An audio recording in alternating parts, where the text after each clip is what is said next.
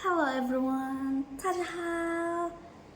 Pagmaritis ta karon guys, last night, na ay 5 ka police officer nga nagsaring visit sa ako And then, dali ra man noon sila, wala ra sila nagdugay. Ang ipangutana ra sa ako is, when it comes to safety, asa daw ang mas safe? Philippines ba or China?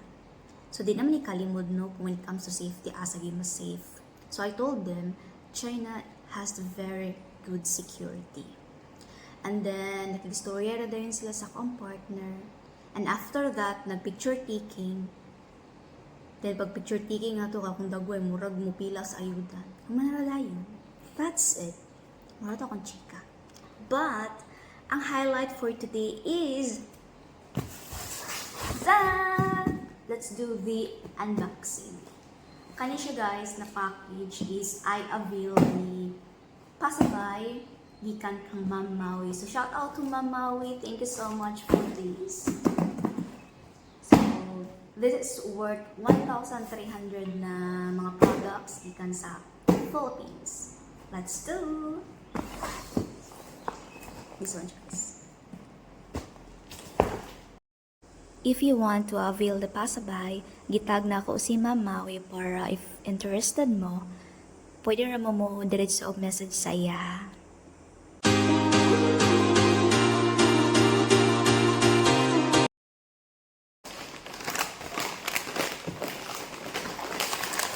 Three pieces Nova. So always good mag-partner si Nova and Piates.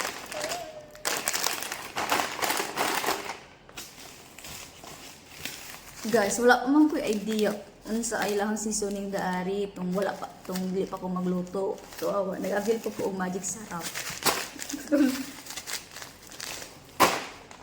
And my favorite, the sinigang. The sinigang is life cute.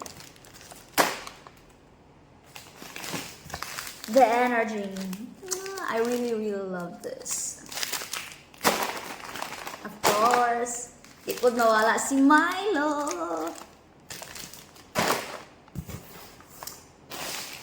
Fudgebar. And this one. First time na akong mo try guys, kaya usually magod sa Pilipinas akong gina-try si Cal Cheese. But then, sa pag-grocery, sa gisugo ni Ma'am Maui, kanira ang available pa. So, let's try. I hope lami siya. And then my favorite corned beef, the Pure Foods. I really love this too. It's amazing. And cheese whiz.